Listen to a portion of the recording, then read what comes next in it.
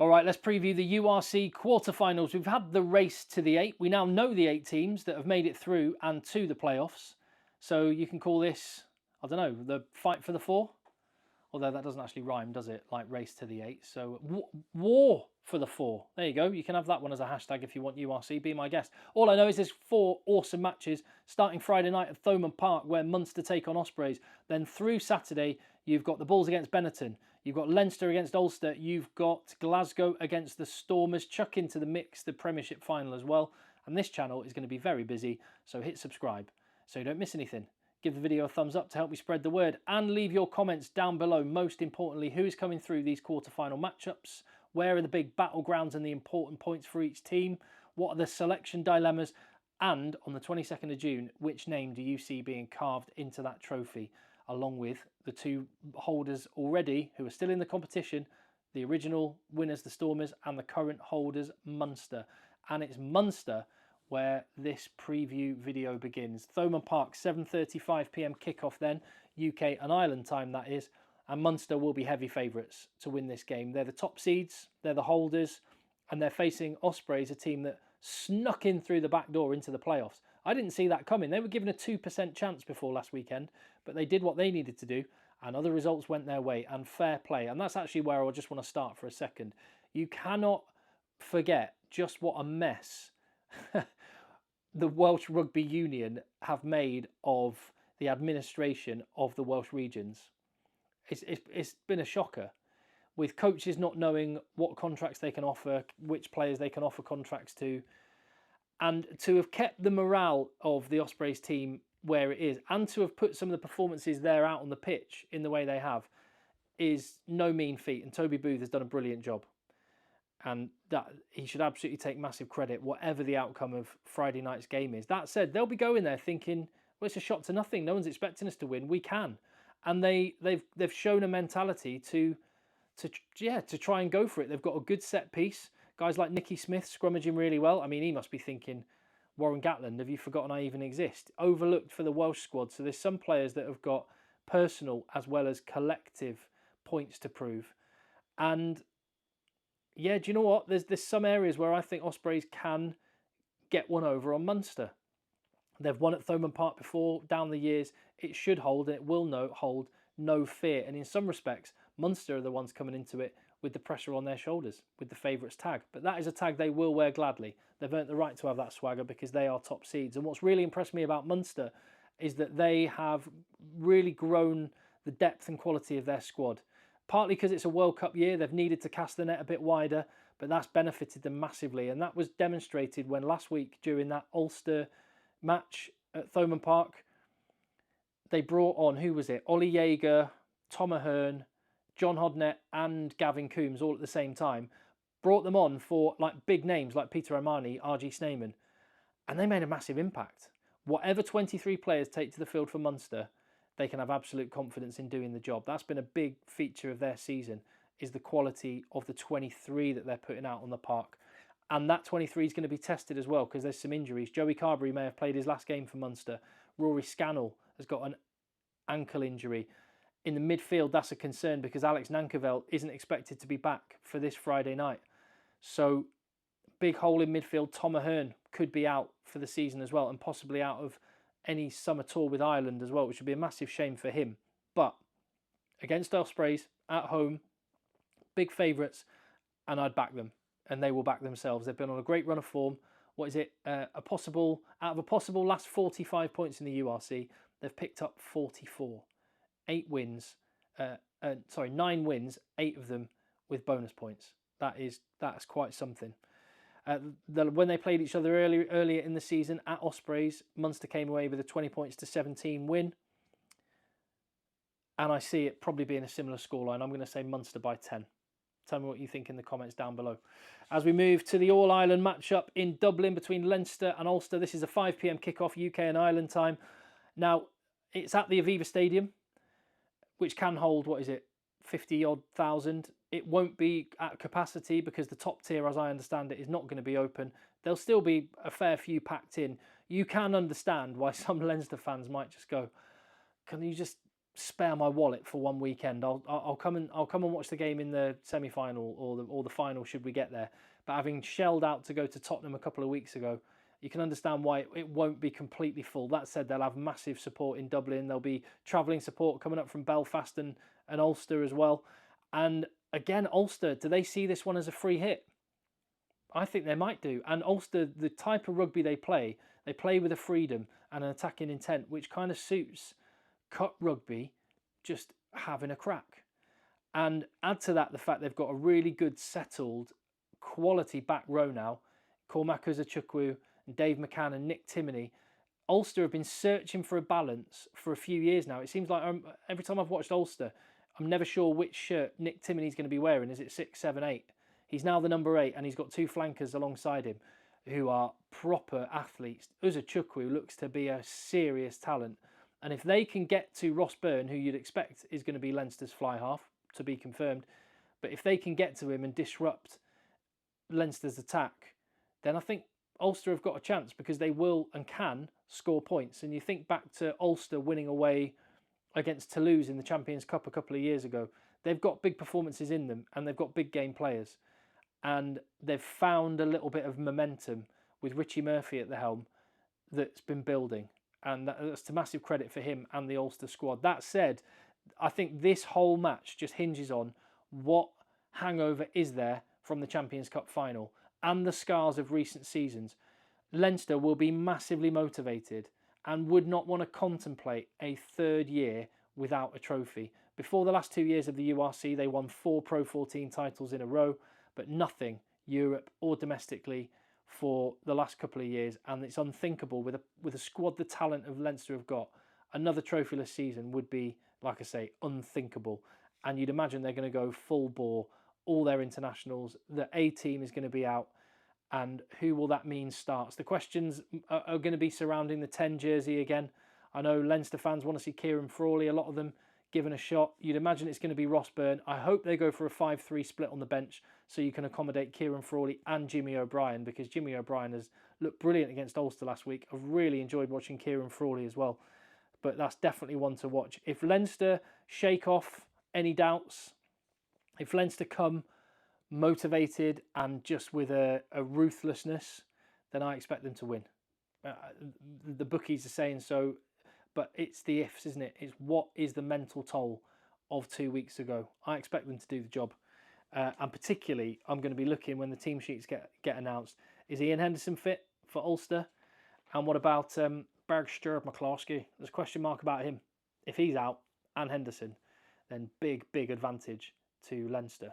Now I'm going to talk about the games involving South African teams, and it's appropriate as I move from Irish provinces to South African sides that I just mentioned wasalafa.co.za, because if you are an Ireland fan and if you fancy seeing Ireland against South Africa in Pretoria and in Durban, as well as seeing the incredible country of South Africa, wasalafa.co.za have got a brilliant 11-day, 12-day tour, including VIP access to those matches, and those tickets for those test matches are gold dust, as well as getting around the country and seeing some of the incredible sights. So wasalafa.co.za is where you need to head. As I say, rugby very much at the heart of this trip.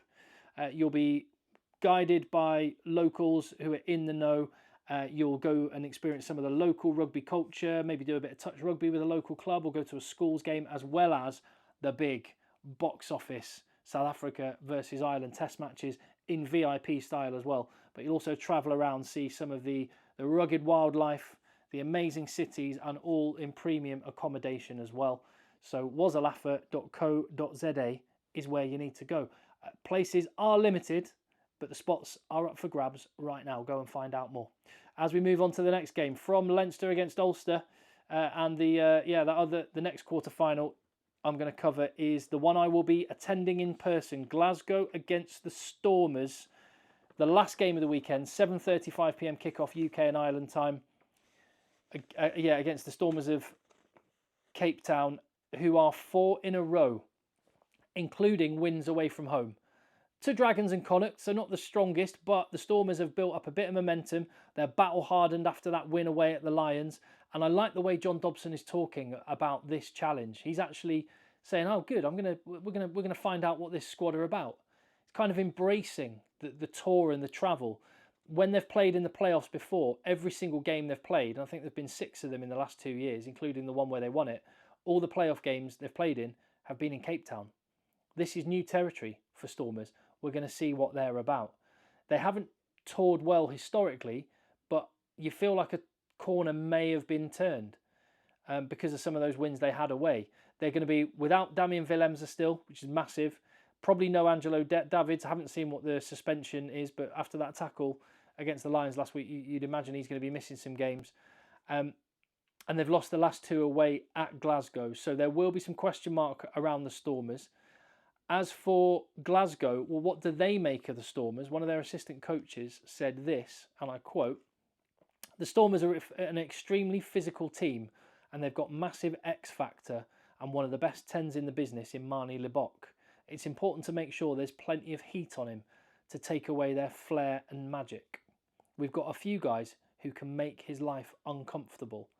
They have, and when you look at Glasgow, that's the area of the team which jumps out on the page as being the strongest for me and potentially difference makers. At number 8, Jack Dempsey has been brilliant all season. And alongside him in the back row, Rory Darge and Matt Fagerson. That's a high quality back row, that. And yeah, they need to get to Marnie Libbok. Fast surface, that artificial pitch. Hopefully the weather's going to be good. These are 2 teams that like to play really attacking rugby. Could be box office. And that back row matchup, when you put Rory Darge, Matt Fagerson, Jack Dempsey, and they're up against, well, Evan Ruis, among others. I mean, Evan Ruis, if you want to grab that Springbok jersey, this is one of those games where you can show what you're about. You're going to need international class to get the better of that Glasgow back row. And also another area I think a particularly strong area for Glasgow is the midfield. Sione Tuipulotu and Hugh Jones in midfield. Huey Pilotu as the combination, they are excellent. And with Stormers missing Willemse, who's playing at 12 a lot, there's an opportunity there, isn't there? The issue I have, and Duncan Weir, great bloke, brilliant servant to Glasgow, played his 150th game for Glasgow last week. He's not quite elite, and I think that could be the difference. Potentially could be the difference. Marnie Libbok is that good. The Stormers, they lost 20 points to 9 to Glasgow in November. And that's the one thing I would point out. Glasgow have not lost this season at Scotstoun. Stormers, though, have not been on the road with their strongest team. I would almost say this week could be harder for the Stormers than any future week because they've got to travel and acclimatise themselves. But they know that if they win, they're already going to be in the UK and Ireland, and they're probably going to be travelling over to Munster. They won't have to worry about the travelling next week. It'll be a little mini tour, and they could stay up north until they win. So yeah, Glasgow 100% at home. Duncan Weir said, the guy I've just said, a great servant, but he's not Marnie Libbok. He said that Warriors need to go up a couple of gears. They beat, was it 38-26? They beat Zebre last weekend. They stuttered a bit, loads of unforced errors. He said they're confident they can beat anyone at Scotstoun. Could be George Turner's last game. He's Japan bound, so there's going to be a bit of emotion flying around there as well. This is the hardest game to call. The hardest game to call. Stormers are going to be fully loaded, except for the players that are unavailable. Glasgow are going to be fully loaded, and the atmosphere is going to be bouncing. That's why I'm travelling up, because I want to soak up that atmosphere in this knockout match. It should be brilliant. It's the hardest one to call. By a mile, it's the hardest one to call. I to and fro on this. I think I'm edging Stormers just, but coin flip. Cannot wait for the game. Tell me what you think in the comments down below. There you go. I'm sitting on the fence a little bit. Final match then. Bulls against Benetton in Pretoria. This is Saturday afternoon, 2:30 p.m. UK and Ireland time. So does that mean it's 1:30 South African time or 3:30? Anyway, I've forgotten whether you're ahead or behind. Doesn't matter. It's going to be a great game. And the Bulls, they're braced for all-out attack, apparently. So in round 17, only a few weeks ago, these two teams played each other, and it was 9 tries to the Bulls against 5 tries for Benetton. Bonkers match. Benetton playing brilliantly in the last 20 minutes when the game was kind of done and coming back to get themselves a try bonus point. When you look at the table as it panned out, bonus points were massively important. They cruised to an easy win against Edinburgh last week, 31 points to 6. So they're going to give Bulls some thinking time. Bulls know they have to be on it and have to win that gain line battle. In fact, that's probably where the game is won and lost. These two teams have got such good attacks. You've got Brex and Menoncello in the midfield for Benetton with Ratavi on the wing. The Bulls backline absolutely stacked. Villy LaRue, Kanan Moody and Kurtley Arendse, David Creel in midfield. It's just Usen, just brilliant. Papier's had a brilliant season. Wherever you look, the attacking threats that the Bulls offer is frightening. The wheels that they have got across their team is scary. But will you have the ball to unleash them? And that's where it's guys like Elric Lowe that are going to be massive. Will Marco van Staden be available? Looks like he might be out. Cameron Hanekom has had a bit of a knock as well. Thought is that he will be available. Same with Kanan Moody, who got a bump against the Sharks last week, but should be fit and available. If they win that gain line battle and the set piece battle, which is always massive, and the Bulls, how good was the Bulls scrum last week, by the way? Up against Unche, Umbanambi and Koch, and they demolished the Sharks. So they can feel very, very confident. And with those two hookers, is there a better pair of hookers than Grobler and Van der Merwe? Those two are absolutely brilliant. So, yeah, if the set piece is good and the gain line battle is won, Bulls will shred Benetton. They will shred them. And that's what I'm expecting to happen. I think the Bulls will win by a clear couple of scores, 2 or 3 scores. But Benetton are dangerous, and Michele Lamaro, their skipper, just said, we're going to have a crack. And they've got nothing to lose. And I think that's the case. When I look at Ulster, when I look at Ospreys, when I look at Benetton, they're teams that like to attack, and they've got absolutely nothing to lose. The Glasgow against Stormers, I see that being a knife-edge game. That could come down to goal kicks. Could be one of those where it's very tense. But there are my thoughts. I think 3 home teams are coming through, and Stormers may be the only away team that go through, and they end up playing. That would be Stormers going away to Munster, and then Leinster travelling to the Bulls. That would be quite something. But we've got 4 games to play before we get there. Tell me if you agree or disagree with those thoughts. Let me know in the comments down below. Hit subscribe on the channel. See you on the next one.